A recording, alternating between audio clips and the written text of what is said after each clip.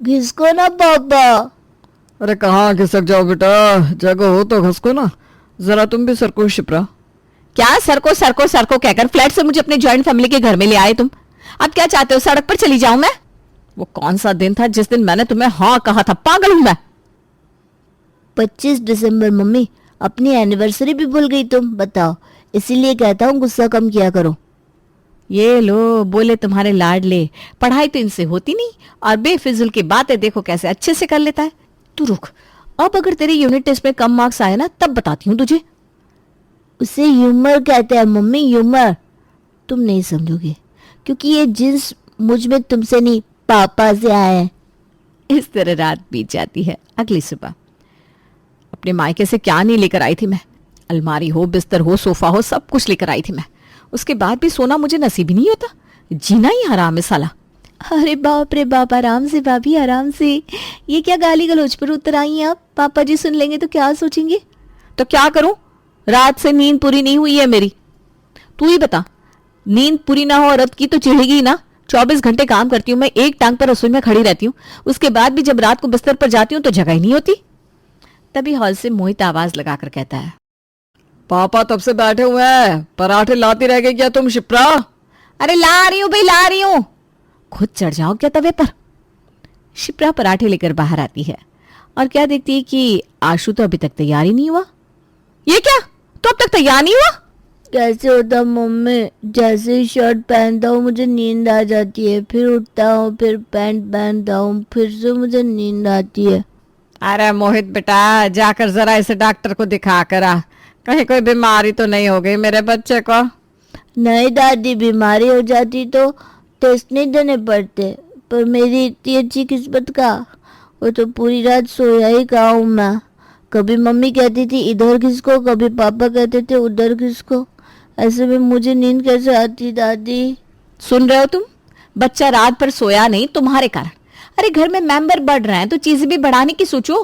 वो तो एक बिस्तर नसीब हो गया, वो भी मेरे पापा ने शादी के वक्त दे दिया था, वरना तुम तो मुझे जमीन पर ही सुलाते। सुनिए ना, बच्चों को तकलीफ हो रही है, देखिए जरा कुछ। नया बिस्तर बनवा देते हैं बहू। मोहित तो आज ही जाकर कारपेंटर को लेकर आ। नया बिस्तर बनवाने की क्या जरूरत है पापा जी? रेडीमेड ही बिस्तर आते हैं आजकल। एक और बिस्तर खरीद लेते हैं, दोनों को जोड़ देंगे, वही तो बात हुई। कब कारपेंटर आएगा, कब बिस्तर बनाएगा, कब जाकर मुझे सोना नसीब होगा? उससे अच्छा मैं ऑनलाइन ही बिस्तर मंगवा लेती हूँ। और अगली ही सुबह ऑनलाइन एक बिस्तर मंगवाकर शिप्रा अपने कमरे के मेन बिस्तर के बगल में लगवा देती है। इसी तरह छोटी मोटी नोकझोंक के साथ दिन बीत रहे थे। फिर एक सुबह मनीषा बाथरूम में नहा रही थी और बाहर उसकी बहू उसे ढूंढ रही थी। मम्मी जी कहाँ हैं आप? मम्मी जी। अरे अब कौन मर गया, उठते ही सारे काम निपटा कर नहाने जाती हूँ, उसके बाद भी मम्मी जी करने लगती हो तुम दोनों। नाराजगी छोड़िए मम्मी जी, गुड न्यूज है। हैं? अरे मैंने बेकार में ही डांट दिया। अगर ऐसी बात थी तो पहले बताना चाहिए ना बेटा। चल तू बैठ, मैं तेरे पैरों में मालिश कर देती हूँ, आजा। मेरे पैरों में मालिश क्यों करेंगी आप मम्मी जी? फिर तो मैं एक और बेड ही मंगवा लेती हूँ। आप लोग क्या समझ रहे हैं? वो वाली गुड न्यूज नहीं, आपकी सबसे बड़ी बहन यानी पारुल मौसी जी आ रही हैं। कितनी बार का मैंने आपको बाथरूम में फ़ोन ले जाया कीजिए, जब भी आप नहाने जाती हैं और बाहर आपका फ़ोन बज जाता है। सो मैंने उठा लिया था। वही मौसी जी कह रही थी कि कल तक पहुंच जाएंगी। बड़ी साली साहिबा आ रही है, मैं चला जाऊंगा उन्हें स्टेशन लाने के लिए। मौसी जी आ रही हैं? तब तो जरा घर को ठीक करना होगा मम्मी जी। हमारा मिक्सर ग्राइंडर भी सही से नहीं चल रहा है, एक नया मंगवा ले क्या? मान लीजिए मौसी जी ने चटनी मांग ली और मिक्सर ही नहीं चला तो कितनी बेइज्जती हो जाएगी ना हमारी। पर मिक्सर ग्राइंडर रखेंगे कहाँ? रसोई में जगह ही कहाँ बची है? यहाँ बाहर हॉल में रख देते हैं ना। ठीक है, फिर मंगवा ले बहू। बिस्तर के बाद मिक्सर ग्राइंडर मंगवाकर शिप्रा बड़ी खुश थी। अगली दोपहर घर के दोनों बेटे और मुरारी जाकर पारुल को घर ले आते हैं। बहरा बैग कौन लेकर आता है मौसी जी? मेरी तो पीठ ही अकड़ गई। एक एक करके सारे बैगों को सेंटर टेबल पर रखा जाता है। वहीं सोफे पर बैठकर बातचीत करने लगते हैं सभी और घर की दोनों बहुएं नाश्ता तैयार करने रसोई में चली जाती हैं। बन गया खाना, अब जल्दी से लगा देती हूँ। इन बर्तन में खाना लगाएगी तू? स्टील के बर्तन में खाना परोसना अच्छा लगता है क्या नेहा? घर में तो आदमी कुछ भी कैसे भी खा लेता है, पर गेस्ट के सामने थोड़ा तो दिखावा करना पड़ता है। कुछ तो दिमाग लगाया कर। अब हमारे पास डिनर सेट है नहीं, तो इसी में खाना लगाएंगे ना भाभी। बस काम की चीज तो इस घर में रहती नहीं, और मोहित को लगता है मैं बेफिजूल के खर्च करती हूँ। एक बार सुषमा आंटी के घर से मैं क्रॉकरी सेट मांग कर ले आती हूँ। अभी तो एक बार का खाना हो जाएगा, फिर शाम को वक्त मिलते ही बाजार जाकर एक डिनर सेट खरीद लेंगे। शिप्रा फौरन अपनी पड़ोसन के घर जाकर डाइनिंग सेट लेकर आती है और अपनी मौसी सास को खाना परोसती है। अरे ये क्या बात हुई बहू कि हम सब खाना खाएंगे और तुम दोनों खड़ी रहोगी। बैठो नेहा, बैठो शिप्रा। ठीक है ना मौसी जी, आप लोग खाइए, मैं गर्मा गर्म फुलके सेकती जाती हूँ और लाती हूँ। शिप्रा भाभी आप भी बैठ जाइए खाने पर। शिप्रा आगे आकर बैठने जाती है, पर वो बैठेगी कहाँ? घर के सारे लोगों ने पहले ही चेयर्स ले लिए थे। डाइनिंग टेबल जरा बड़ा होना चाहिए था, नहीं जीजा जी? बेटों की शादी हो गई है, अब तो दिन भर फ्री रहती होगी मनीषा, तो इन चीज़ों पर ध्यान रखा कर जरा। इस उम्र में हम बूढ़ों का काम ही क्या होता है, घर में क्या घटा क्या बढ़ा इन पर नज़र रखने का। खैर मेरा खाना हो गया, मैं जा रही हूँ आराम करने। इतनी लंबी जर्नी के बाद ना बहुत थकावट हो गई है। पारुल अपने कमरे में सोने चली जाती है, पर एक कीड़ा शिप्रा के दिमाग में छोड़ देती है, बड़े से डाइनिंग टेबल का। रात को शिप्रा मोहित से कहती है, 20,000 रुपये चाहिए मुझे। अच्छा ये ले पकड़ 20 रुपये, और इसमें 1000 मिला लेना, हो गया 20,000। रात में ना मेरे साथ मजाक मत किया करो शिप्रा, ऐसे ही आज मौसी जी के बैग उठा उठा कर कंधे दुख रहे मेरे। मजाक नहीं कर रही हूँ मैं, देखा नहीं आज कैसे मौसी जी ने बातों बातों में कह दिया, बड़ा डाइनिंग टेबल नहीं है क्या मनीषा? अब वो जितने दिन रहेगी टेबल की प्रॉब्लम तो होगी ना। अरे 2 दिन की बात है शिप्रा, एक बार मौसी जी ने बोल दिया तो क्या हम डाइनिंग टेबल ले आएंगे? और ऐसे भी कौन से रोज रोज मेहमान आते हैं हमारे घर। हम लोगों की ज़रूरत के हिसाब से हमारा डाइनिंग टेबल ऑलरेडी बड़ा ही है, साथ में बैठकर खाते ही कहाँ हैं हम, कोई कमरे में खाता है कोई सोफे पर बैठकर। ठीक है, फिर कल सुबह दोपहर और रात का खाना नेहा अकेले ही बना लेगी, क्योंकि अब रसोई में मैं नहीं जा पाऊंगी। अगर मौसी जी पूछेंगी कि नेहा अकेले क्यों काम कर रही है तो जवाब तुम दे देना। 20,000 में हो जाएगा ना? अपनी मौसी के सामने अपनी खानदान की इज्जत बचाने के लिए बेचारा मोहित चुपचाप 20,000 रुपये निकाल कर अपनी बीवी के हाथ में रख देता है। अपनी आंखें मसलती हुई सवेरे सवेरे मनीषा अपने कमरे के बाहर आती है और डाइनिंग टेबल से टकरा जाती है। सत्यानाश हो, मेरे कमरे के बाहर ये डाइनिंग टेबल कौन सरका कर लिया है? आज पिटाई खाएगा तू आज सु मुझसे। मनीषा चश्मा पहनती है और देखती है कि डाइनिंग टेबल तो अपनी जगह पर है। वहाँ एक डाइनिंग टेबल है, यहाँ एक डाइनिंग टेबल है, या अचानक रातों रात घर में 2-2 डाइनिंग टेबल कैसे हो गए? भाभी ने मंगवाया है मम्मी जी। जी मम्मी जी, मैंने मंगवाया है। अब मैं नहीं चाहती कि मेरे सामने कोई मेरी सास को इस बात पर ताने दे कि हमारे घर में चीज़ों की कमी है। मैं तुझे कुछ लाने से मना करती हूँ क्या कभी बेटा, पर डाइनिंग टेबल की क्या ज़रूरत थी? और ये पारुल तो बेकार में फेंकती है, इसके घर में तो लोग ज़मीन पर बैठ कर खाते हैं और हमारे यहाँ डायलॉग मार रही है। आज रात को तो निकल जाएगी वो, फिर क्या करेंगे इन 2-2 डाइनिंग टेबल का? पर मनीषा को पता नहीं था कि पारुल के जाने से पहले भी अभी बहुत सा ड्रामा होना बाकी था। अरे शिप्रा बेटा जरा यहाँ आना, ये बैग में से चीज़ें मिल ही नहीं रही। तो आपने अब तक अपने कपड़े बैग में क्यों रखे मौसी जी? कोई होटल में थोड़ी ना है, आप घर पर है। लाइए, मैं बैग का सामान अपनी अलमारी में रख देती हूँ। बड़ी गुणवान है बेटा, बड़ी गुणवान है। शिप्रा अपनी मौसी सास का बैग लेकर अपने कमरे में जाती है, पर उसकी अलमारी में इतनी जगह नहीं होती कि पारुल के कपड़े उसकी अलमारी में आ सके। इस घर में सबको लगता है कि मैं बेकार की चीजें मंगवाती रहती हूँ। एक और अलमारी होती तो ये प्रॉब्लम नहीं होती। आज मुझे फिर से ताने सुनने पड़ेंगे मौसी जी से। गुस्से में शिप्रा अपनी मौसी सास के कपड़ों को दूसरे डाइनिंग टेबल पर लगा देती है। इससे डाइनिंग टेबल का यूज भी हो जाता है। आराम से 2 दिन अपनी बहन के यहाँ छुट्टी मनाकर पारुल वापस लौट जाती है। अगली सुबह खाने के टेबल पर क्या काम आ रहा है ये नया डाइनिंग टेबल? बेकार में मंगवा लिया ना तुमने। और ये डाइनिंग सेट, रसोई में तो जगह ही नहीं है, बार बार बिल्ली घुस जाती है, एक भी प्लेट गिराना तो टूट जाएगा और हो जाएगा नुकसान। 6,000 का डाइनिंग सेट का मतलब पैसों का पानी करना कोई तुमसे सीखे। फिजूल के खर्चे बहुत करती हो तुम शिप्रा। बेफिजूल के खर्चे करती नहीं हूं मैं। करती होती ना तो खुद के लिए डायमंड सेट लेकर आती, घर वालों के लिए डाइनिंग सेट नहीं। और ये डाइनिंग सेट दूसरे डाइनिंग टेबल के ऊपर सज जाएगा और सेंटर टेबल पर मिक्सर ग्राइंडर रख देंगे हम। दोपहर में घूमती फिरती शिप्रा नेहा के कमरे में जाती है और उसका कपबोर्ड खोलकर उसे कहती है, हे राम, रोहन ने तो कबर्ड में तुझे हिस्सा ही नहीं दे रखा नेहा। कहाँ रखती है तू अपने कपड़े? रख लेती हूँ भाभी, और करूँ भी तो क्या।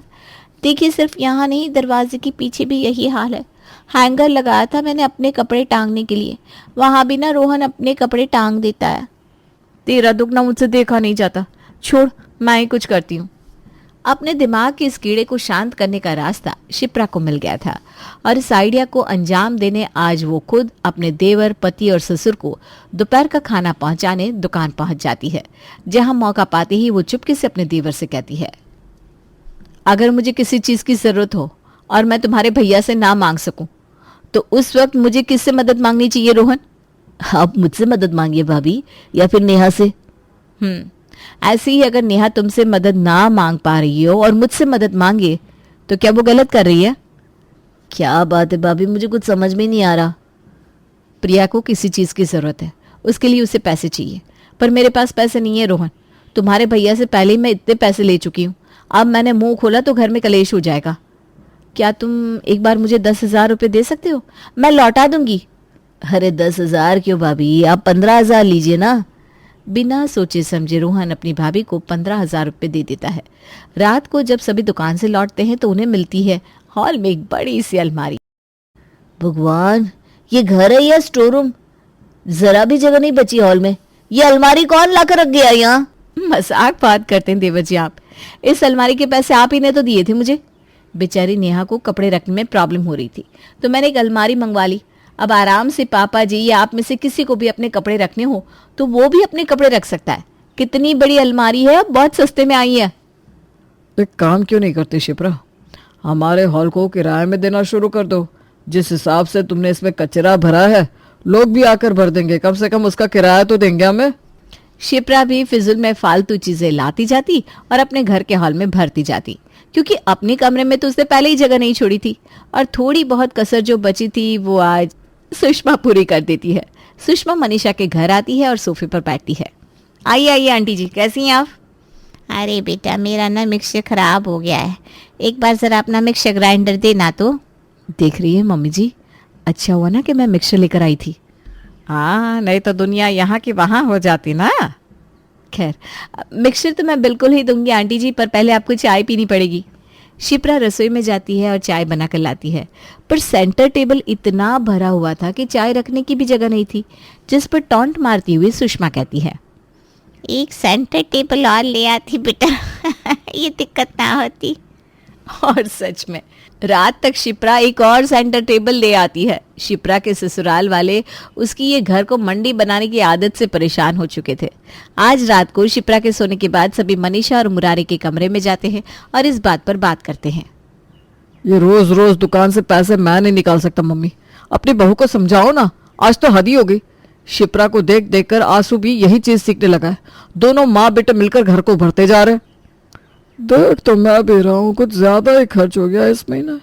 बहू मुझसे भी पैसे मांगने लगी है, अब मैं उसे मना भी नहीं कर पाता, पर क्या बोलूँ उसे। एक काम कर नेहा, तू कुछ कर, तू अगर अपनी भाभी को समझाएगी तो शायद कुछ हो सकता है। मैंने तो बहुत समझाया पापा जी, पर भाभी सुनती कहाँ है। फिक्र मत करो तुम लोग, अब शिप्रा सब सुनेगी। एक काम कर मोहित, अपनी सास को कॉल कर और यहाँ बुला ले। अब ये सारा कचरा तेरी सास ही साफ करवाएगी। अगली सुबह अपने ससुराल जाकर मोहित अपनी सास को ले आता है। माथे पर बड़ी सी बिंदी, भारी आवाज और टेढ़ी मेढ़ी चाल के साथ मंदोदरी अंदर आती है। आइए आइए मम्मी जी, अंदर आइए। ये किस गोदाम में ले आया बेटा मुझे तू? ये आपको गोदाम लग रहा है मम्मी जी? ये तो आपकी बेटी का सजाया हुआ ससुराल है। मैं नहीं मानती। अब मैं क्या बोलूं ये गोदाम तो आपकी बेटी का ही बनाया हुआ है मम्मी जी। खैर आप कमरे में तो चलिए।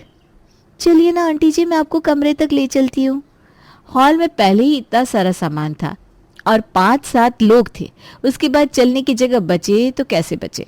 मंदोदरी एक कदम आगे बढ़ाती है कि मुंह के बल धड़ाम से नीचे गिर जाती है। हॉल से इतनी जोर की आवाज सुनकर शिप्रा भागती हुई बाहर आती है और सोफे से चढ़कर अपनी माँ के पास पहुंचती है। हाँ, आप गिर कैसे गई मम्मी? तुम्हारी गलती होगी मोहित, बताना चाहिए था ना मम्मी को कि सोफे से चढ़ना है, डाइनिंग टेबल क्रॉस करना है और उसके बाद कमरे में जाना है। बेचारी सीधे रास्ते आ रही होगी। तेरे सीधे रास्ते का पैदा मारू, ये क्या रायता फैला कर रखा है तूने? ये तेरे घर का हॉल है या गोदाम? एक कदम रखने की जगह नहीं है। जमीन में 4-4 कालीने कौन बिछा देता है? वो भी 4 अलग अलग रंग की। 2 sofa set, 2 centre table, 2 dining table. ये हॉल है कि मजाक? किराए पर देने के लिए सामान इकट्ठा कर रही है क्या तू? बहू का कमरा तो अभी तक आपने देखा ही नहीं समधन जी। हमारी बहू ना हम शक्ल खेलती है। एक जैसे 2 सामान उसके कमरे में मिलेंगे। 2 बिस्तर है, 2 पंखे हैं, 2 लालटेन है।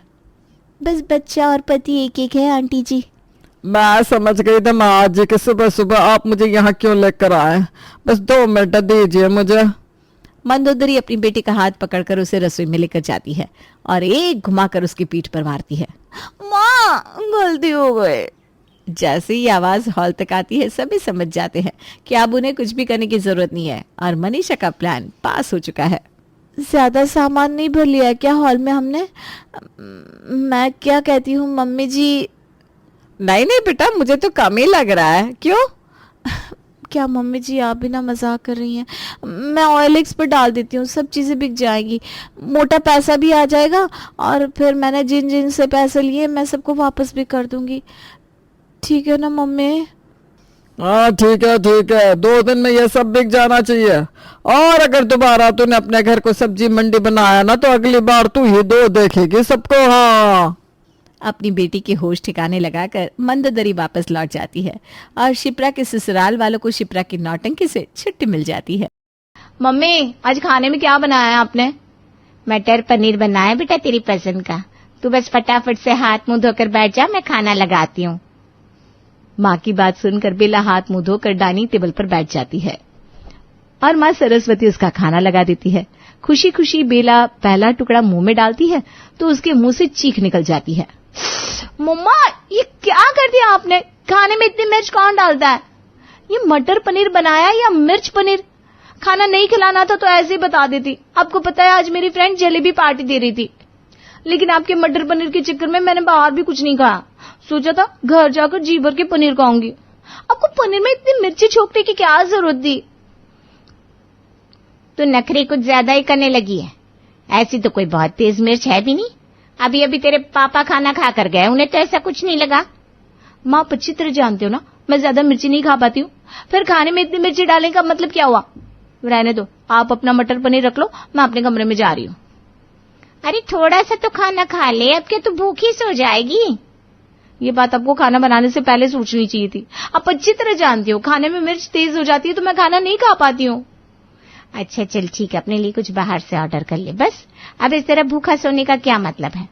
रात के 9 बज रहे हैं, कब खाना ऑर्डर होगा, कब खाना आएगा? रहने दो, मुझे खाना ही नहीं है, मैं जा रही हूँ अपने कमरे में। गुस्से में बेला उठकर अपने कमरे में चली जाती है।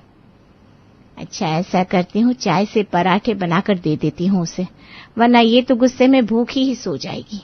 अगर ये भूखी सो गई तो मुझे नींद नहीं आएगी। बिल्कुल छुई मुई है ये लड़की, पता नहीं कब इसे खाना खाना आएगा। कहीं शादी पार्टी में जाना हो या होटल ढाबे का खाना खाना हो, अगर जरा सी मिर्ची डल जाए तो ये लड़की भूखी तो रह सकती है लेकिन मिर्च वाला खाना नहीं खा सकती। ये थी जामनगर में रहने वाली बेला, जिसे चाट पकौड़ी तीखा खट्टा खाने का बिल्कुल भी शौक नहीं है।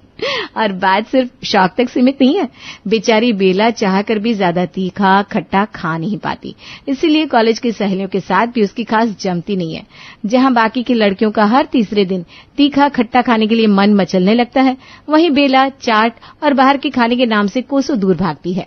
ये था बेला का मायका, जहां पर उसके नखरे उठाने के लिए माँ थी।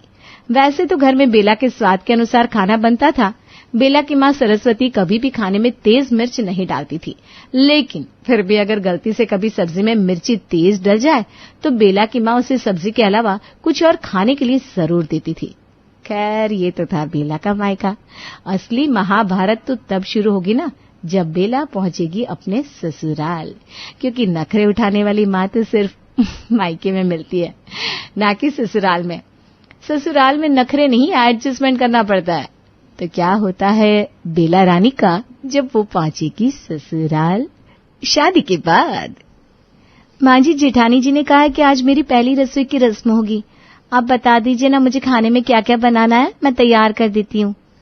बहू, पहली रसोई की रस्म में पक्का खाना बनता है, ये तो तुम्हारी माँ ने बताया होगा। पक्का खाना मतलब माँ जी? अरे भाई, पक्का खाना मतलब वो खाना जिसे बनाने के लिए कढ़ाई चढ़ानी पड़े, जैसे कि पूड़ी, कचौड़ी, पकौड़े, मालपुए। समझ गई? जी माँ जी, समझ गई। मैं ऐसा करती हूँ, बढ़िया से ड्राई फ्रूट्स डाल के मीठा मीठा मालपुआ बना देती हूँ, सबको खाकर मजा आ जाएगा। अरे देवरानी जी, अभी तो आपका ससुराल में पहला दिन है, आगे आगे बोलने की जरूरत नहीं है। घर के बड़े बैठे हैं ना, उन्हें उनकी पसंद बताने का मौका दे दो। और एक बात ध्यान से सुनो, ये तुम्हारा मायका नहीं ससुराल है।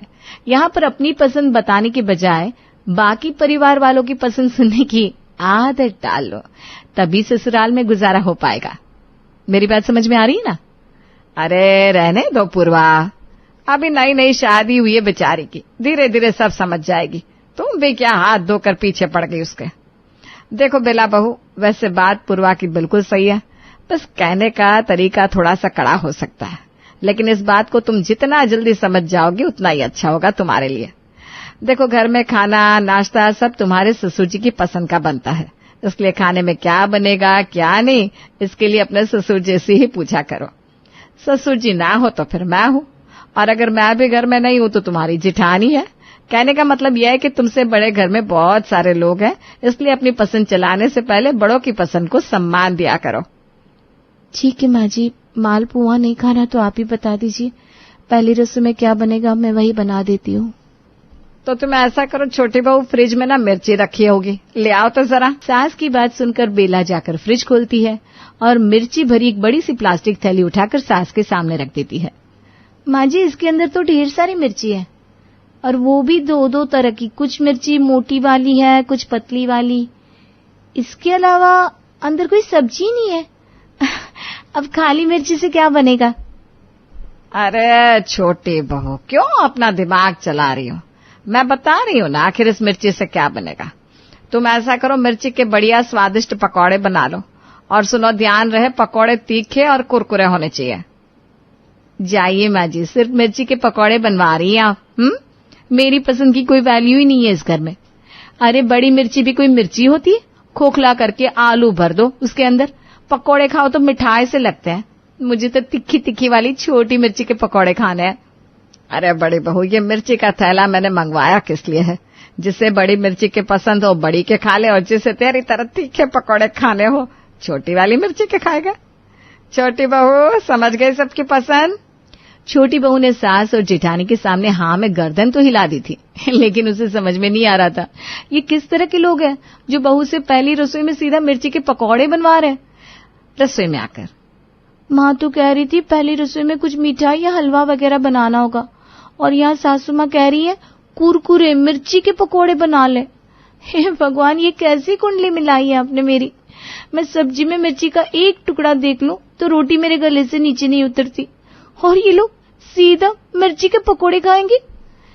बेचारी छोटी बहू की तो सोच सोच कर हालत खराब थी कि आखिर वो इस मिर्ची के पकोड़े बनाए तो कैसे बनाए। अभी वो रसोई में बेसन घोल रही थी कि तभी उसकी जेठानी वहां आ जाती है। अरे देवरानी जी, अनाड़ियों की तरह खड़े होकर मिर्ची को क्यों घुर रही हो? आंखों से देखकर पकोड़े बना दोगी क्या? अरे भाई, फटाफट चीरा लगाओ इनमें और बेसन में लपेट कर पकोड़े उतारो। अरे रुको रुको रुको, पकोड़े बनाने तो आते ना तुम्हें? कहीं ऐसा तो नहीं कि बस सजना संवरना और मेकअप करना सीख कर आई हो अपने घर से? अरे भाभी, ऐसी कोई बात नहीं है, खाना बनाना मुझे अच्छी तरह आता है। मैं तो इसलिए थोड़ी सी परेशान हूँ क्योंकि मुझे ना मिर्ची से थोड़ी एलर्जी है। मिर्ची काटने से मेरे हाथों में जलन हो जाती है। अच्छा जी, 25 साल की हो गई हो, आज से पहले कभी रसोई में खाना नहीं बनाया क्या? बनाया है ना भाभी, खाना तो बनाया है, लेकिन क्या? अच्छा, जब तुम खाना बनाती हो तो मिर्ची कोई और काटने जाता है क्या? वही तो मैं बता रही थी, जब मैं खाना बनाती थी तो मिर्ची मेरी मम्मी काट देती थी। हाँ तो देवरानी जी, वो आपका मायका था और ये है आपका ससुराल। यहाँ पर अपने काम खुद से करने की आदत डाल लो, तभी तो नैया पार हो पाएगी, वरना आखिर कब तक काम करवाने के लिए किसी और का मुंह देखती रहोगी। जेठानी की बात सुनकर बेचारी बेला डरते हुए मिर्ची काटना शुरू करती है। और ये सत्यानाश जाए उस बिचौलिए का जिसने मेरी शादी इस घर में कराई। बेला अभी पकौड़ों की तैयारी कर रही थी कि सासू माँ रसोई में आती है। अरे बेला बेटा, हो गई क्या पकौड़ों की तैयारी? आलू उबालकर उसकी स्टफिंग तैयार कर ली है। अब बस ये मिर्ची के अंदर भरकर मिर्ची के पकौड़े बनाऊंगी। देखो छोटी बहू, अपनी जेठानी से किसी काम में मदद करवाने की उम्मीद मत करना। भाई वो ना पहले ही कह चुकी है, 10 साल इस परिवार में उसने सबकी सेवा की है, अब कुछ साल तो तुम्हें ही सब बनाकर खिलाना पड़ेगा। और बात तो ठीक भी है ना, उसने बहुत मेहनत की है इस घर के लिए। जब तक तुम्हारी शादी नहीं हुई थी उसने कभी तुम्हारे पति के किसी काम के लिए इनकार नहीं किया। अब तुम आ गई हो तो खूब सत्कार करो जेठानी का। इसलिए तुम इस बात का खास ख्याल रखना कि कोई भी काम करो उसकी पसंद को जरूर ध्यान में रखना। अच्छा, अभी तो ये जो मिर्च की स्टफिंग तैयार कर रही हो ना, इसके अंदर थोड़ा अमचूर और लाल मिर्च पाउडर भी डाल दो। सुना था ना, मिर्ची के पकौड़े के नाम से मुंह टेढ़ा कर रही थी। हमारी बड़ी बहू को ना मिर्ची के पकौड़े में तीखापन का स्वाद ना आए तो उसे मिठाई जैसे लगते हैं। बेचारी बेला करती भी तो क्या, सास के कहने पर मिर्च के पकौड़े में ढेर सारी लाल मिर्च डालकर कुछ ही देर में कुरकुरे मिर्ची के पकौड़े तैयार कर देती है। पूरे परिवार के लिए तो उसने मिर्ची के पकौड़े बना दिए थे, लेकिन अब वो बेचारी गहरी सोच में डूबी हुई थी। आखिर वो खाए तो क्या खाए। अरे भाभी, बहुत अच्छे बनाए आपने मिर्ची के पकौड़े। आप भी बैठो ना हमारे साथ, खाकर बताओ कैसे बनाए। अरे नहीं दीदी, आप लोग खाइए ना, मेरी खाने की इच्छा नहीं है। अच्छा ठीक है भाभी, आपको खाने की इच्छा नहीं है तो ना से, लेकिन हमारे कहने से थोड़ा चख तो लीजिए। बेला बहुत ना नुकुर करने की कोशिश करती है, लेकिन दोनों ननद जबरदस्ती एक टुकड़ा मिर्ची का उसे खिला देती हैं। मिर्ची का पकौड़ा मुंह में रखते ही बेचारी बेला की आंखें और नाक लाल हो जाते हैं और उसके मुंह से हाय हाय की आवाज सुनाई देने लगती है। अरे रहने दो ननद रानी, देखा नहीं तुम्हारी छोटी भाभी को तुम्हारे साथ बैठकर खाना खाने की इच्छा नहीं है। तुम क्यों जबरदस्ती कर रही हो? मैं खा रही हूं ना तुम्हारे साथ, उतना काफी नहीं है क्या? आज तो बेला किसी तरह अपनी जान बचाकर वापस रसोई में आ गई थी और इधर बाकी के ससुराल वाले उंगलियां चाट कर मिर्ची के पकौड़े खाते जा रहे थे, जिसे देखकर बेला बड़ी हैरान थी। अजीब जहरीले किस्म के लोग हैं ये सब, कोई इतनी मिर्ची कैसे खा सकता है? दोपहर के समय, माँ जी अब तो नॉर्मल खाना ही बनेगा ना? नॉर्मल से तेरा क्या मतलब है? ऐसा कर रोटी सब्जी बना ले और सुन, साथ में ना मिर्ची की चटनी बनाना मत भूलना। क्या कहा फिर से मिर्ची? मैं क्या कह रही थी माँ जी, मैं आपके लिए कच्चे आम, पुदीना और नींबू की चटनी बनाती हूँ ना, बहुत लाजवाब बनेगी। गर्मी का मौसम चल रहा है ना माँ जी, मुझे लगता है इतनी मिर्ची खाना सेहत के लिए ठीक नहीं होगा। अरे चुप कर तू, कौन खाएगा तेरी ये आम पुदीने की चटनी? यहाँ कौन प्रेग्नेंट औरत है जो कच्ची केरी खाने के लिए मचल रही है? हमारे लिए तू हरी मिर्च की चटनी बना दे। सास की बात सुनकर अब बेचारी बेला के पास कहने के लिए और कुछ नहीं था। वो चुपचाप रसोई में जाकर सब्जी काटने लगती है। जैसे ही वो सब्जी छौंकने को होती है कि उसकी सास रसोई में आ जाती है। लहसुन प्याज सब काट रखा है ना तूने? मिर्ची कहाँ है? वो माँ जी, मैं सोच रही थी कि सुबह सबने इतनी मिर्ची खाई है, पूरी 2 किलो मिर्च के पकौड़े सफाचट कर गए सब लोग, इसलिए लंच में ना मैं बिना मिर्ची की सादी सब्जी बना रही थी। ये लो भाई, वो तो अच्छा हुआ मैं समय पर रसोई में आ गई, वरना तू तो सारे खाने का सत्यानाश करके रख देती। अरे छोटी बहू, इस घर में हरी मिर्च में जान बसती है सबकी। ये बात तुम अपने पल्लू से गांठ बांध लो कि चाहे सुबह का नाश्ता हो या रात का डिनर, हरी मिर्च के बिना किसी का काम नहीं चलने वाला। सब्जी में 2 मुट्ठी भर के हरी मिर्च बारीक काट कर डाल दो। अगर डाइनिंग टेबल पर कोई भी खाना छोड़कर उठा ना तो मुझसे बुरा कोई नहीं होगा। हाँ।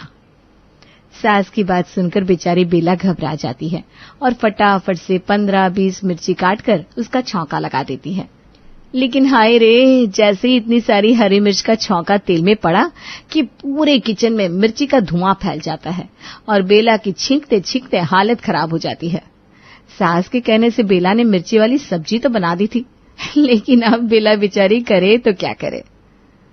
सुबह भी 1 कप चाय पीकर काम चलाना पड़ा था, लगता है लंच में भी सूखी रोटी खानी पड़ेगी, क्योंकि ये जहरीली मिर्च वाली सब्जी तो मुझसे खाई नहीं जाएगी। बेचारी बेला दोपहर में भी किसी तरह दही से रोटी खाकर अपना काम चला लेती है। अब ये तो लगभग हर रोज का ही काम हो गया था। नाश्ता हो या खाना, मिर्च के बिना कुछ भी पूरा नहीं होता था। और इधर बेचारी बेला हर रोज कभी चाय, कभी दही, कभी आम की खट्टी चटनी से रोटी खाकर अपना काम चला रही थी। माँ जी, इस समय बाजार में बहुत बढ़िया अचार वाली मिर्च आई है। हर साल तो आप मुझसे अचार डलवाती थी, इस बार मैं पहले ही बता रही हूँ, आपकी छोटी बहू आ गई है, अब मिर्ची का अचार डलवाने के लिए मुझे परेशान मत करिएगा। माँ जी बुरा मत मानिएगा, लेकिन एक बात कहूँ, हमारे घर में ना पहले ही सब लोग इतनी ज्यादा मिर्च खाते हैं। आपको नहीं लगता आपको मिर्च का अचार नहीं बनवाना चाहिए? अब खुद ही सोचिए ना, इतनी मिर्ची खाना कोई सेहत के लिए अच्छी बात थोड़ी ना है। फिर आपकी और बाबूजी की उम्र भी हो रही है, मिर्ची पेट में जाकर आग ही तो लगाती होगी। बहू, तुम्हें ज्यादा ज्ञान देने की जरूरत नहीं है। अरे भाई, हमें पता है उम्र बढ़ रही है हमारी, तभी तो अब मिर्ची इतने कम कर दिया हमने, वरना पहले तुम्हारे बाबूजी तो मिर्ची के ठेचे के भरवा पराठे बनाकर मिर्च के अचार के साथ खाकर नाश्ता करते थे, और सलाद में भी उन्हें खीरा टमाटर नहीं बल्कि हरी मिर्ची चाहिए होती थी। वो तो मेरे कहने पर अब उन्होंने मिर्ची खाना काफी कम कर दिया है। और वैसे भी बहू, अब तो ना के बराबर मिर्ची खा रहे हम लोग। अभी 6 साल पहले तुमने देखा होता ना अपने बाबूजी और मेरे बड़े बेटे को, तो तुम हैरान रह जाती। बड़ी बहू से पूछो, जब वो शादी करके आई थी, दिन का 1-2 किलो मिर्च खर्च हो जाती थी हमारी। माँ जी, ये ठेचा मतलब क्या? ये लो, छोटी बहू को तो हमारे स्वाद से दूर दूर तक वास्ता नहीं है।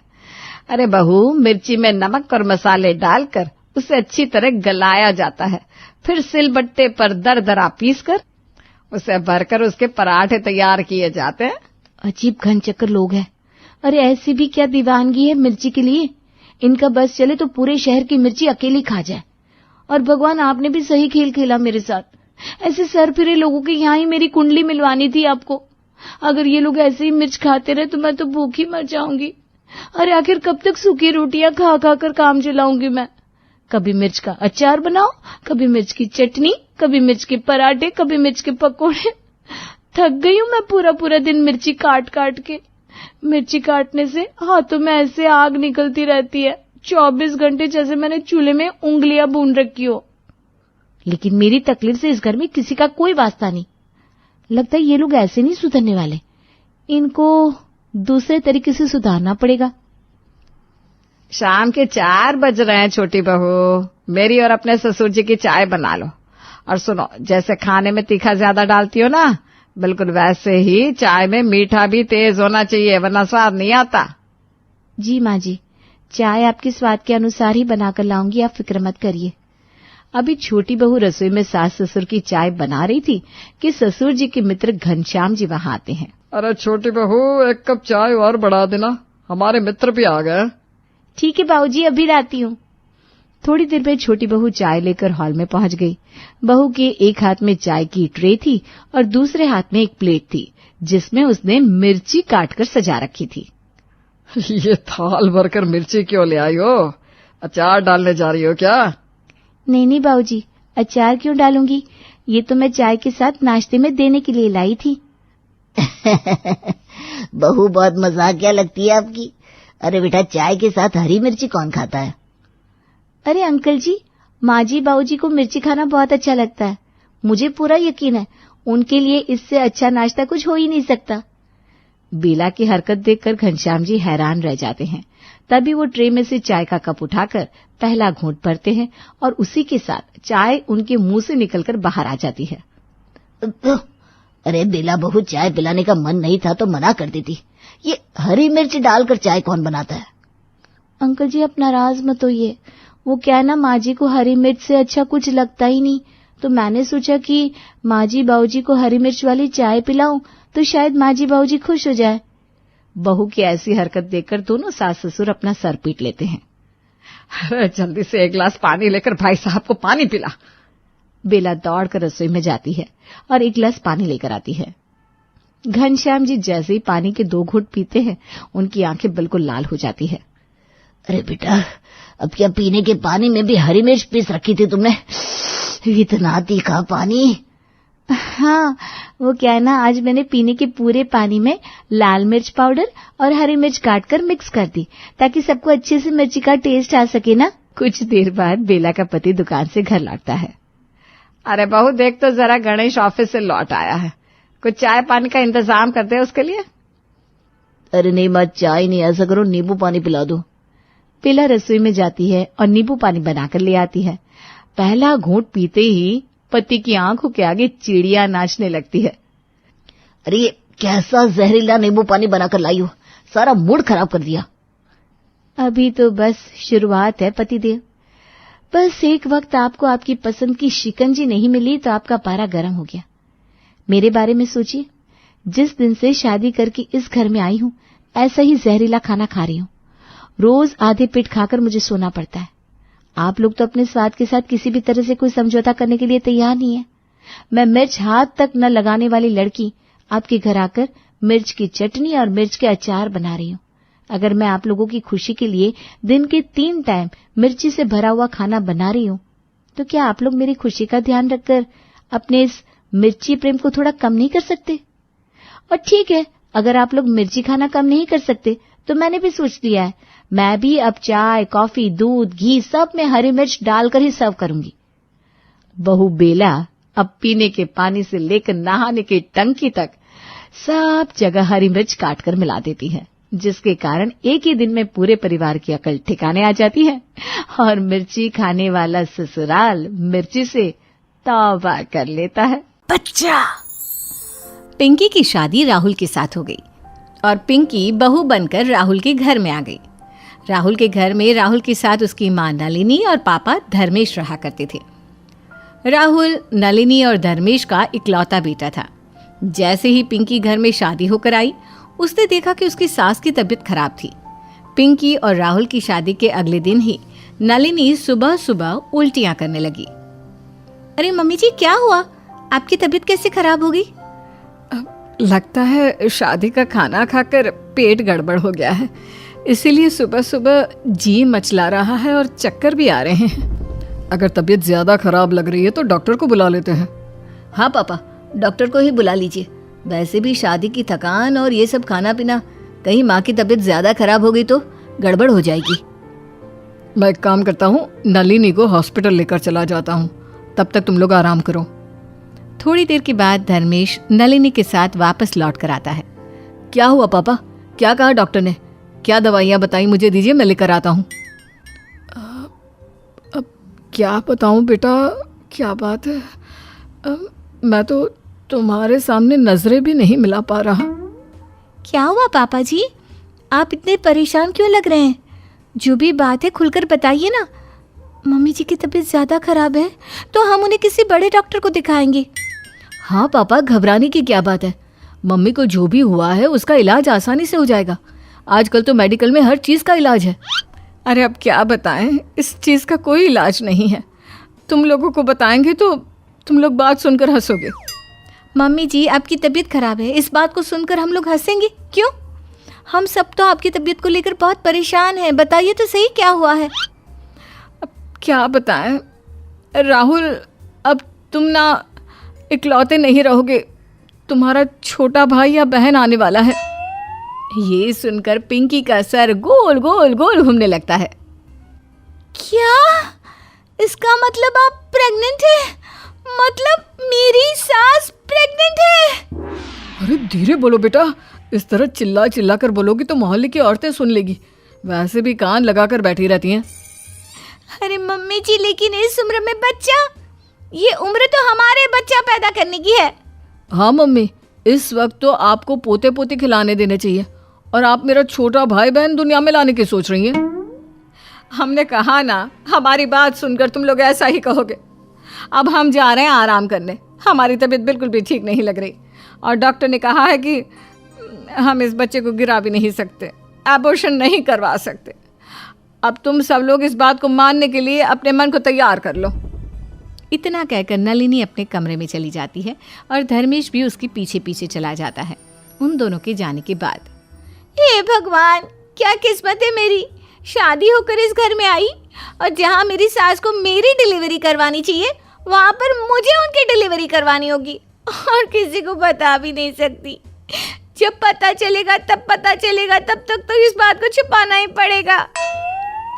वैसे अच्छा है ना, मेरा एक छोटा भाई बहन इस घर में आ जाएगा। सही कहते हो। मैं अपने देवर या ननद का जन्म करवाऊंगी। शायद इस दुनिया में कोई मेरे जैसी बहू होगी जिसने अपनी सास की डिलीवरी करवाई होगी। कुछ दिनों के बाद, पिंकी बेटा, तुम्हारी सास को थोड़ी कमजोरी हो रही है, वो प्रेगनेंसी के वक्त लड्डू बनाते हैं ना, वो बना देना। खाएगी तो बच्चा तंदुरुस्त पैदा होगा। हाँ हाँ, क्यों नहीं पापा जी, जैसा आप कहें मैं वैसा ही करूँगी। माँ, आप ना ज़्यादा वज़न उठाने का काम मत किया करो, थोड़ा आराम किया करो। और डॉक्टर ने कहा है ना, हल्का हल्का घूमना फिरना आने वाले बच्चे के लिए ठीक रहेगा। राहुल बेटा, मैं सोच रहा था कि बाजार से एक सुंदर से बच्चे का पोस्टर खरीद कर ले आता हूँ और तुम्हारी माँ के बेड के सामने लगा देता हूँ। तुम्हारा भाई या बहन जो भी होगा सुंदर पैदा होगा। जो काम मेरे साथ होना चाहिए था वो मेरी सास के साथ कर रहे हैं। हे भगवान, तूने भी क्या दिन दिखाए। अगर सास मेरे लिए लड्डू बनाती तो कुछ बात थी, यहाँ तो उल्टे मुझे अपनी सास की प्रेगनेंसी में उसके लिए लड्डू बनाने हैं। भगवान की लीला का क्या कहना। देखो पिंकी, वैसे तो मम्मी की डिलीवरी में अभी पूरे 6 महीने बाकी हैं, लेकिन फिर भी हमें होने वाले बच्चे के हिसाब से कुछ चीज़ें खरीद लेनी चाहिए। और तुम चाहो तो बच्चे के लिए छोटे छोटे कपड़े और दूसरी चीज़ें लाकर धीरे धीरे इकट्ठा कर सकती हो। देखो, सब कुछ तुम्हें ही तो संभालना है। हाँ, बिल्कुल सही कहते हैं आप। वैसे भी मम्मी के पहले 3 महीने तो पूरे हो ही गए हैं, 6 महीने की बात और है। उसके बाद एक बार मम्मी जी का बच्चा इस दुनिया में आ जाए तो मैं अपनी जिम्मेदारी से फ्री हो जाऊंगी। तुम्हारा डायलॉग सुन के तो ऐसा लग रहा है जैसे तुम अपने बेटे की बहू की डिलीवरी करवाने की बात कर रही हो। भूल मत जाना, तुम बहू हो और वो सास। बात तो आपकी सही है, लेकिन आपकी मम्मी ने तो सारी सिचुएशन को ही पलट कर रख दिया है। अब मैं क्या कर सकती हूँ इसमें। अगले दिन जब पिंकी मार्केट जाने के लिए घर से बाहर निकलती है तो उसकी पड़ोसन उसे रोक लेती है। अरे क्या बात है पिंकी, आजकल तो तुम्हारी सास नलिनी घर से बाहर दिखाई नहीं देती। सब ठीक तो है ना? जब से तुम्हारी शादी हुई है लगता है तुमने अपनी सास को कैद करके रख दिया है। नहीं नहीं आंटी जी, ऐसी कोई बात नहीं है। वो क्या है ना, कुछ समय से मम्मी की तबीयत खराब है। तबीयत तो अब तुम्हारी खराब होनी चाहिए। वैसे हुआ क्या है तुम्हारी सास को? जी, आपके कहने का क्या मतलब है, मेरी तबीयत खराब होनी चाहिए? अरे पगली, कुछ नहीं समझती। तबीयत खराब होने का मतलब है कोई खुशखबरी सुना दो। शादी को पूरे 3 महीने हो चुके हैं। हाँ हाँ आंटी जी, क्यों नहीं, लेकिन थोड़ा सब्र रखिए। इतनी जल्दी क्या है? अब शादी होने के बाद बच्चा पैदा करने में कैसी देरी। देखो, जल्दी जल्दी बच्चा पैदा हो जाएगा ना तो जल्दी जल्दी फ्री हो जाओगी। अब क्या बताऊँ आंटी जी, यहाँ तो मेरी सास खुद अपना बच्चा पैदा करने की तैयारी कर रही है और इनको मेरे बच्चे की पड़ी है। वैसे बात तो इनकी सही है, होना तो मेरा बच्चा चाहिए था और हो रहा है मेरी सास का।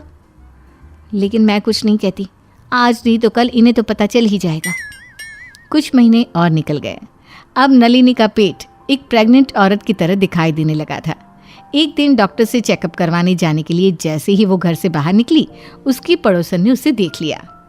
हाय हाय नलिनी बहन, ये क्या? बहू के आने के बाद तो सेहत काफ़ी अच्छी हो गई है। मोटी लग रही हो, लगता है बहू बहुत सेवा करती है। हाँ हाँ, ठीक कह रही हो। मेरी बहू है ही बड़ी अच्छी, मुझे अच्छी अच्छी चीज़ें बनाकर खिलाती है, मेरा बहुत ख्याल रखती है। अब वो क्या है ना, ऐसी हालत में ख्याल रखना ज़रूरी होता है, वरना होने वाले बच्चे पर। इतना कहकर धर्मेश चुप हो जाता है। उसे अपनी गलती का एहसास हो गया था, लेकिन पड़ोसन के तो कान खड़े हो चुके थे। आने वाला बच्चा? अरे मैंने कुछ दिन पहले ही तो पूछा था तुम्हारी बहू पिंकी से, कोई खुशखबरी है क्या? देखो, मुझसे झूठ बोलकर चली गई। कह रही थी इतनी भी क्या जल्दी है। अरे बता देती तो कौन सा मैं उसे कुछ कर देती। अच्छा ठीक है बहन जी, कोई बात नहीं। अब हम चलते हैं, इस बारे में फिर कभी बात करते हैं। वो पड़ोसन जाकर पूरे मोहल्ले में ये खबर फैला देती है कि नलिनी की बहू पिंकी प्रेग्नेंट है। लेकिन ये खबर उसने सबसे छुपा कर रखी है और इसी खुशी में नलिनी का वज़न काफ़ी बढ़ चुका है। 2-3 महीने तो ऐसे ही निकल गए। नलिनी ने घर से बाहर निकलना बंद कर दिया था और एक दिन जब नलिनी को एक बेटी होती है तो पूरे मोहल्ले में खबर फैल जाती है कि नलिनी और धर्मेश के यहाँ पर बच्चे का जन्म हुआ है और वो पड़ोसन उनके घर पहुँचती है। अरे नलिनी, अब तो मिठाई खिला दो भाई, दादी बन गई हो। लेकिन इतने दिन तक खुद भी घर के अंदर रही और अपनी बहू को भी बाहर नहीं आने दिया। हम तो खुद ही चले आए मिठाई खाने। नलिनी बहन, ऐसा भी क्या? इतनी बड़ी खुशी में हमें शामिल नहीं किया। लेकिन हम तो तुम्हें अपना मानते हैं। चलो अब जल्दी से मिठाई खिलाओ। लेकिन तभी अचानक से पिंकी बाहर निकल कर आती है। हाय रे रिया, तुझे देख कर तो लग ही नहीं रहा कि तेरा बच्चा हुआ है। और तो और बाहर कैसे घूम रही है? आप लोगों को किसने कहा कि मेरा बच्चा हुआ है? पूरे मोहल्ले में खबर फैली पड़ी है कि धर्मेश भाई साहब के यहाँ बच्चा हुआ है। अब तुम्हारे घर में बच्चा होगा तो तुम्हें ही होगा ना, तुम्हारी सास को तो नहीं होगा। आंटी जी, जैसा आप समझ रहे हैं वैसी बात नहीं है। अरे बेटा, मेरी तो समझ में नहीं आ रहा कि तेरी बीवी किस मिट्टी की बनी है। कल शाम को डिलीवरी हुई है और आज ऐसे घूम रही है जैसे कुछ हुआ ही नहीं। आप सब लोग चुप हो जाइए। बात यह है कि डिलीवरी मेरी बहू पिंकी को नहीं बल्कि मेरी बीवी नलिनी को हुई है। हे भगवान, ये आप क्या कह रहे हैं? आपके कहने का मतलब है कि इस उम्र में आप बाप बने हैं? राहुल की छोटी बहन आई है? हाँ बिल्कुल ठीक समझा आपने। बच्चा मेरी बहू को नहीं बल्कि मेरी बहू की सास को पैदा हुआ है। सुन लिया आप सब लोगों ने? रोज आप लोग मुझसे कहते थे बच्चा कर लो, बच्चा कर लो, और अब मुझे अपनी सास की डिलीवरी करवानी थी। इस हालत में मैं कैसे बच्चा पैदा कर लेती? मेरे ऊपर बहुत बड़ी जिम्मेदारी थी जो इस संसार में शायद ही किसी बहू के ऊपर आई होगी, अपनी सास की डिलीवरी करवाना। देखा, मेरी बीवी पिंकी दुनिया की सबसे भाग्यशाली बहू है जिसने अपनी सास की डिलीवरी करवाई है। ये खबर सुनते ही दोनों पड़ोसन उल्टे पांव अपने घर भागकर चली गई। लेकिन धर्मेश और नलिनी का पूरा परिवार इस बात से बहुत खुश था।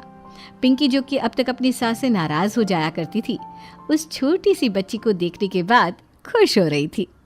और मिष्टी मिष्टी पुलाव बन गया क्या? बहुत भूख लगा है। तुम खाना बनाने में इतना देर क्यों करता है? क्या विश्वास, तुम भी ना बहुत भुलक्कड़ हो गया है। भूल गया क्या तुम? आज हमको कुकरेजा की यहाँ से वेडिंग इनविटेशन आया है। आज तो हमको वेडिंग में जाने का है ना।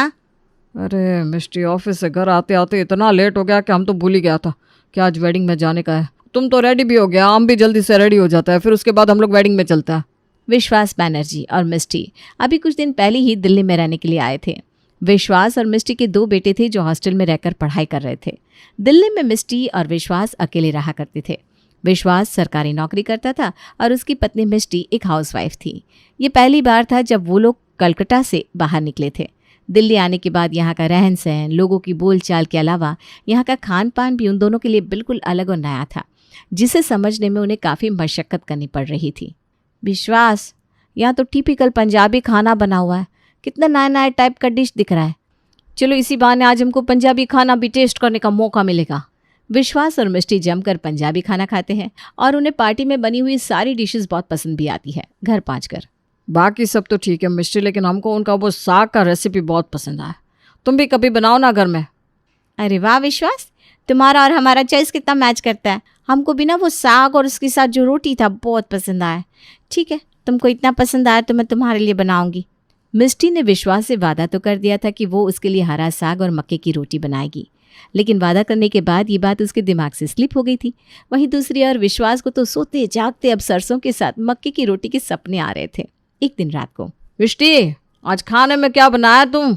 अरे विश्वास, तुम खाएगा ना तो उंगली चाटता रह जाएगा। मैंने आज हरा साग बनाया है, लेकिन आज थोड़े ट्विस्ट के साथ बनाया है। तुम ट्राई करके बताओ जरा। ट्विस्ट? कैसा ट्विस्ट? लाओ लाओ जल्दी टेस्ट करवाओ। तुमको पता है ना खाना हमारा कमजोरी है। हमको पता है, तभी तो तुम्हारे लिए रोज नया नया डिश ट्राई करता है, ताकि तुम्हें नए नए आइटम खाने के लिए दे सकूं। मिष्टी एक कटोरी में साग लाकर विश्वास के सामने रख देती है। अरे वाह मिष्टी, ये क्या है? साग में आलू डालकर बनाया है तुम? वही तो ट्विस्ट है। हम आलू को फ्राई करके ना साग में डालकर पकाया है। बिल्कुल नई डिश बनकर आई है। पापा जवाब नहीं तुम्हारा बहुत अच्छा लग रहा है मिष्टी, ये सब हमको बहुत पसंद है। और ये तुम्हारा आलू वाला साग एक नंबर बना है। अगर तुमको हमारा ये एक्सपेरिमेंट वाला हरा साग इतना पसंद आया है तो फिर ठीक है, कल मैं तुम्हारे लिए पनीर वाला साग बनाऊंगी, हेल्दी भी और टेस्ट भी। क्या कहते हो? वाह मिष्टी, मेरा तो सोच कर ही मुंह में पानी आ गया। पनीर वाला साग, अब तो मुझसे बिल्कुल भी वेट नहीं हो रहा। तुम कल भूल मत जाना, कल डिनर में पनीर वाला साग बनाना तुम। अरे ऐसे कैसे भूलेगा? विश्वास उठ जाओ, सुबह हो गया है, ऑफिस नहीं जाना तुमको? मिष्टी लग रहा है मैं सपना देख रहा था, बहुत अच्छा सपना था। तुमको पता है सपने में तुम हमको अलग अलग वैरायटी का साग टेस्ट करा रहा था। इतना टेस्टी टेस्टी साग खिलाया तुम हमको, हमारे तो मुंह में अभी भी सोच के पानी आ रहा है। क्या विश्वास, तुम भी सपने में भी तुमको साग नजर आता है क्या? अब क्या करूं, तुम तो खिलाने का वादा करके भूल गई। अब सपने में खाकर काम चलाना पड़ रहा है मेरे को। अच्छा ठीक है, आज मैं बाजार जाकर हरा साग लेके आएगी, उसके बाद तुम्हारे लिए हरा साग बना देगी। आप खुश? पहले बना कर खिलाओ, उसके बाद खुश बोलना। आज तो कोई सब्जी वाला नजर ही नहीं आ रहा, कितनी देर से वेट कर रही हूँ। लगता है आज सब्जी लेने के लिए सब्जी मंडी ही जाना पड़ेगा। मिष्टी तैयार होकर निकल रही थी कि तभी देखती है सामने से एक सब्जी वाला चला आ रहा है। अरे भैया, आज कितना लेट कर दिया तुम, हरा साग लेकर आया है क्या? हाँ हाँ मैडम, हरा साग है ना, मेथी है, बथुआ है, सरसों, पालक, चना, हर तरह का साग लेकर आया हूँ। बोलिए कौन सा दूँ?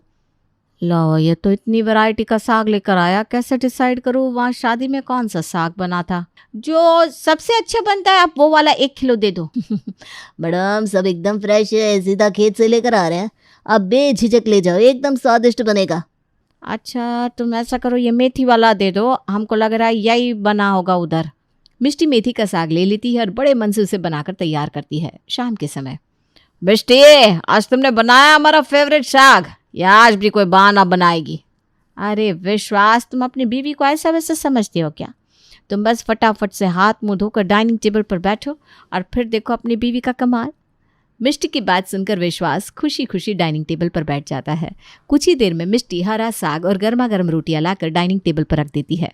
देखो मिष्टी, बुरा मत मानना, लेकिन तुम्हारे साग में वो बात नहीं जो हमने उधर खाया था। तुमने टेस्ट किया इसे? नहीं विश्वास, अभी तक तो नहीं। तुम बोलो क्या कमी लग रही है? नमक कम है? अरे नहीं नहीं, नमक मिर्च सब बराबर है, लेकिन इसमें ना थोड़ा कड़वाहट आ रहा है। और कुकरेजा के यहाँ जो हमने खाया था उसमें ज़रा भी कड़वाहट नहीं थी। विश्वास, बात तो तुम एकदम ठीक कह रहा है। मैं खुद ना अभी अभी टेस्ट करके देखा साग, इसमें वो बात नहीं है। कोई बात नहीं, मैं इतनी जल्दी हिम्मत हारने वालों में से नहीं हूँ। सब्जी वाले के पास बहुत सारा वैरायटी का साग था, कल मैं कोई और साग ट्राई करेगी। अगले दिन फिर मिष्टी सब्जी वाले का इंतजार करने लगती है और जैसे ही सब्जी वाला आता है फिर से हरा साग खरीदने के लिए उसके पास पहुंच जाती है। क्या भैया, तुम बोल रहे थे एकदम ताजा ताजा साग लाए हो, बहुत स्वादिष्ट बनेगा। हमको एकदम पसंद नहीं आया तुम्हारा मेथी का साग। ऐसा करो, थोड़ा सा मूली दे दो, मूली का पराठा बना लेंगे कल नाश्ते में। ठीक है मैडम। सब्जी वाला मूली तोलने लगता है। ये क्या कर रहा है? ये मूली का इतना बड़ा बड़ा पत्ता, इसका हम क्या करेगा? इसको तुम इधर ही तोड़ कर फेंक दो, हमको बस मूली मूली दे दो। क्या बात कर रहे हो मैडम, इतना हरा भरा पत्ता है, एकदम ताज़ा लाया हूँ खेत से। आपको पता नहीं क्या? अरे मूली के पत्तों का A1 साग बनता है, आपने कभी खाया नहीं क्या मैडम? क्या बात कर रहे हो, मूली के पत्तों का भी साग बनता है? ठीक है, ऐसा करो 1 किलो मूली और दे दो, आज हम भी मूली के पत्तों का साग बनाएगा। मिष्टी मूली लेकर घर आ जाती है। लगता है मूली के पत्तों का ही साग बना था उधर, तभी हमको एकदम नया टेस्ट लग रहा था। हमने तो आज से पहले कभी मूली के पत्तों का साग खाया ही नहीं। मिष्टी मूली के पत्ते लेकर खुशी खुशी घर आती है और उस दिन बड़े मन से वो पति विश्वास के लिए मूली के पत्तों का साग बनाती है। लेकिन बेचारी मिष्टी की फूटी किस्मत, आज भी उसके हाथ से साग में वो स्वाद नहीं आ पाता जिसे विश्वास और मिष्टी ढूंढ रहे थे साग खाने के बाद। रहने दो मिष्टी, तुमसे नहीं होगा। देखो, ऐसा नहीं है कि तुम्हारे हाथ का खाना खराब बनता है, तुम हमारा ट्रेडिशनल बंगाली खाना बहुत अच्छा बनाती हो। तुमसे अच्छा मिष्टी पुलाव कोई बना ही नहीं सकता, लेकिन ये हरा साग बनाना तुम्हारे बस का नहीं है। तुम एक काम करो, कुकरेजा भाई साहब के यहाँ चली जाओ और भाभी जी से रेसिपी पूछ लो कि उनके यहाँ ये पंजाबी साग कैसे बनता है। उसके बाद तुम बनाओगे तो एकदम बराबर बनेगा। क्या विश्वास, कैसी बात करता है तुम? अरे क्या सोचेंगे भाभी जी? उनको यही लगेगा कि मिष्टी के बंगाल में कोई ढंग का खाना बनाना नहीं जानता। हरा साग बनाने में ऐसा कौन सा बहुत बड़ी बात है जो मुझे भाभी जी के पास सीखने के लिए जाना पड़े? और अपने बंगाल का इज्जत का सवाल है। मैं ट्राई कर रही हूँ ना विश्वास, तुम देखना, आज नहीं तो कल मेरे हाथ से बिल्कुल वैसा साग जरूर बनेगा जैसा हमने शादी में खाया था। मिष्टी की जिद के आगे बेचारे विश्वास की बोलती बंद हो गई थी। वो बेचारा बेमन से मूली के पत्तों का साग खाता है और टेबल से उठ जाता है। मिष्टी, कोई दिन हो गया तुम रोज कोई ना कोई एक्सपेरिमेंट करने के लिए नई तरह का साग बना लेती हो। एक काम करो, छोड़ो ये सब, कल तुम अपना वही मिष्टी भात बनाओ। कई दिन हो गए कुछ अच्छा खाना नहीं खाया। नहीं विश्वास, मैंने सौगंध खाया है, जब तक मैं तुमको अपना हाथ से हरा साग बनाकर नहीं खिलाएगी तब तक मैं मिष्टी पुलाव नहीं बनाएगी और ना खाएगा। लग रहा है मिष्टी के सामने हरे साग की इतनी तारीफ नहीं करनी चाहिए थी। मैंने तो बिना बात पोंगा ले लिया। अब ये जिद्दी औरत जब तक साग नहीं बना लेगी तब तक रोज ऐसे ही बनाकर हमको टॉर्चर करेगा। हमको ऐसा लग रहा है कि इस जन्म में मिष्टी से वो हरा साग बनने से रहा। विश्वास बाबू, तुम्हारा तो हो गया छुट्टी। बड़े फूडी फूडी घूमते हो ना तुम, तुम्हारे सारे शौक का सत्यानाश कर दिया तुम्हारी बीवी ने। विश्वास, अकेले में क्या बड़बड़ा रहे हो? कुछ बोलना है तो जोर से बोलो। नॉय नॉय, मेरी इतनी मजाल कि मैं तुम्हारे सामने कुछ बोल सकूं। मैं कुछ नहीं बोल रहा, मैं बस ये बोल रहा था कि मुझे पूरा भरोसा है हमारा मिष्टी हरा साग बना लेगा। मिष्टी तो किसी से मदद मांगने से रही।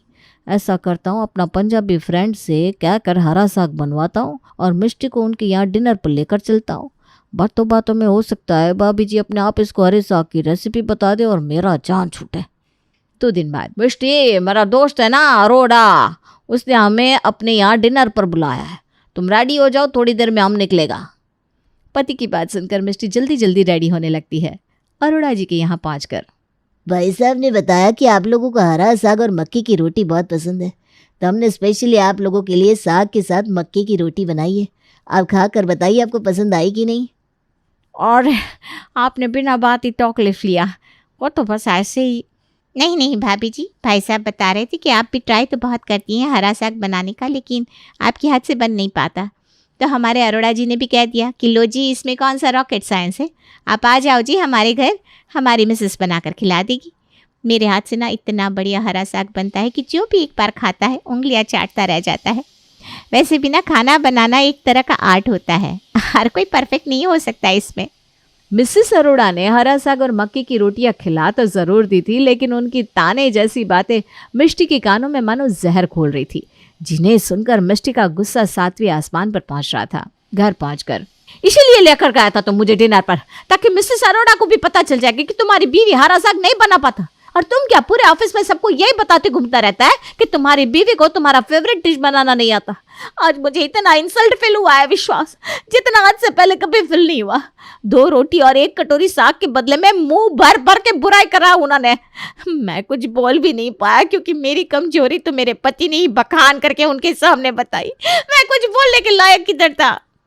तुम मुझे गलत समझ रही हो मिष्टी, ऐसा बिल्कुल भी नहीं है। मैं तो तुम्हें वहां सिर्फ इसलिए ले गया था कि बातों बातों में तुम भाभी जी से हरा साग बनाने की रेसिपी जान सको, और तुम जो रोज रोज एक्सपेरिमेंट करके परेशान हो रही हो ना, उससे तुम्हें मुक्ति मिल जाए। लेकिन यहाँ तो लेने के देने पड़ गए। अगले दिन। अरे भाभी जी, आज आप नजर नहीं आ रही, आज हरा साग नहीं लेना क्या? लेना है भैया, आ रहे हैं, 2 मिनट रुक जाओ जरा। आज क्या क्या लेकर आया है? आपके लिए सारी वैरायटी का हरा साग लेकर आया हूँ। आप बताओ आज कौन सा तोड़ दूं? ये पालक वाला बता, ये कैसे दिया? 30 किलो। बताइए कितना दूं? एक बात बताओ, ये सब्जियों में केमिकल ज्यादा डालते हो क्या? स्वाद नहीं है तुम्हारी सब्जियों में, चाहे जो बना लो मजा नहीं आता। बुरा मत मानना बहन जी, मेरी सब्जियों में कमी नहीं है, आपके बनाने के तरीके में होगी। आप एक काम करो, कोई बढ़िया सी कुकिंग क्लास ज्वाइन कर लो, फिर देखो कमाल, मेरी सब्जियों में 5 स्टार होटल वाला स्वाद आने लगेगा आपको। अच्छा, अब तू मुझे खाना बनाने का टिप्स देगा? और तुझसे किसने कह दिया कि मुझे खाना बनाना नहीं आता? बहुत अच्छे से खाना बनाना आता है मुझे, तो अपने काम से मतलब रख। क्या बात है बहन जी, थोड़ी परेशान नजर आ रही हैं आप। और क्या बनाने वाली है आज पालक का? सही बताओ तो पालक पनीर तो हमारे चिंटू के पापा को भी बहुत पसंद है। और नॉय हम पालक पनीर बनाने के लिए पालक नहीं खरीदा, हम इसका हरा साग बनाएगा। मेरा हस्बैंड है ना विश्वास, उसको हरा साग बहुत पसंद। चलो ये तो अच्छी बात है। बहुत घमंड है ना मिसेस अरोड़ा को अपने हरे साग पर। आज मैं ऐसा साग बनाऊंगी कि विश्वास उंगलियां चाटता रह जाएगा। पड़ोसन ने भी अच्छा आइडिया दिया है, पालक के साग में थोड़ा सा पनीर डाल देती हूँ, साग का स्वाद बढ़ जाएगा। मिष्टी बड़े जतन के साथ पालक का साग बनाती है। आज के साग का रंग और टेक्सचर काफी हद तक वैसा ही लग रहा था जैसा वो बनाना चाहती थी। मिष्टी आज बहुत खुश थी, इसलिए डिनर तैयार करने के बाद वो विश्वास का वेट करने लगती है। कुछ देर बाद विश्वास घर आता है। क्या बात है, आज बड़ी खुश नजर आ रही हो, कुछ स्पेशल बात है क्या? हाँ विश्वास, तुम गैस करो आज क्या हुआ। अब मैं कैसे गैस करूं? तुम बताओ क्या हुआ जो तुम्हारा मूड इतना अच्छा है? अच्छा, मैं ना तुमको एक हिंट देता है, तब तुम गैस करना। ऐसा हो सकता है कि कॉल में तुम्हारे लिए मिष्टी पुलाव बनाएगा। अब बताओ। समझ गया, मतलब तुम्हें हरा साग बनाने का रेसिपी मिल गया। तुमने आज हरा साग बनाया है क्या? हाँ, मुझे लग रहा है कि आज का साग बिल्कुल वैसा बना है जैसा हमने शादी में खाया था। मिष्टी खुशी खुशी विश्वास के लिए खाना लगाती है। 2 टुकड़े खाने के बाद, क्या मिष्टी पालक पनीर बनाकर हरा साग बोलती हो? पागल समझती हो क्या अपने पति को? अच्छा ठीक है, पालक पनीर ही सही, लेकिन वाकई बहुत टेस्टी बना है मिष्टी, आज मज़ा आ गया। विश्वास की बात सुनकर मिष्टी का खिला हुआ चेहरा एक बार फिर से मुरझा जाता है और वो उदास होकर अपने कमरे में चली जाती है। अगले दिन सब्जी वाला आ गया है, अब तो बस सरसों का साग ट्राई करने का बाकी है। बाकी सब तो एक एक बार बना के मैंने ट्राई किया, लेकिन टेस्ट ढूंढने से नहीं मिल रहा। पता नहीं ऐसा क्या गलती करता है मैं। मिष्टी जाकर सब्जी वाले से सरसों का साग खरीदने लगती है। तभी पड़ोसन आ जाती है। अरे बहन जी, आप तो कह रहे थे कि भाई साहब को पालक का साग बहुत पसंद है, फिर आज आप सरसों क्यों खरीद रही हो? अब क्या बताऊँ आपको, हम लोग ना कुकरे जाके यहाँ शादी में गया था, वहाँ पर उन लोगों ने हरा साग और मक्के का रोटी खिलाया। वो साग इतना टेस्टी था कि क्या बताऊँ, मैं और विश्वास उंगलियां चाटता रह गया। बस उसी दिन से मैं विश्वास के लिए वैसा ही हरा साग बनाने का कोशिश कर रहा है। कभी पालक, कभी मेथी, कभी बथुआ, रोज अलग अलग वैरायटी का साग ट्राई कर रहा है, लेकिन वो टेस्ट नहीं आ रहा है। समझ में नहीं आ रहा गलती किधर है। अब तो मैं बना बना कर थक गया। हेलो जी, आपने भी वही वाली बात कर दी, बगल में छोरा और गांव भर ढिंडोरा। अरे आपको सरसों का साग खाना है क्या? आप एक बार मुझसे पूछ लेती, आपको ये महीने भर तक मेहनत ना करनी पड़ती। मैं बताती हूँ आपको कैसे बनता है सरसों का साग और मक्के की रोटी। देखिए जी, कहने की बात होती है कि वो सरसों का साग है, लेकिन उसमें खाली सरसों नहीं पड़ती, उसके अंदर थोड़ा सा पालक, मेथी, बथुआ, चना, सारा साग थोड़ा थोड़ा मिलाया जाता है और सरसों की थोड़ी क्वांटिटी ज़्यादा रखते हैं। सबको मिलाकर जब आप साग बनाओगे ना, तब आएगा वो ओरिजिनल वाला टेस्ट। और हाँ, साग बनाने के बाद ना देसी तरीके से घोंट कर तड़का लगाना, ये मिक्सचर में पीसने से टेस्ट चला जाता है साग का। वैसे बहन जी एक बात बताऊं, आजकल तो हर तरह की रेसिपी बनाना ये मोबाइल में सिखा देते, आपने वहाँ देखकर क्यों नहीं बना लिया? अब मैं क्या बताऊं, मेरे को ये टच स्क्रीन वाला मोबाइल चलाना नहीं आता, इसलिए मोबाइल से मदद नहीं ले पाई मैं।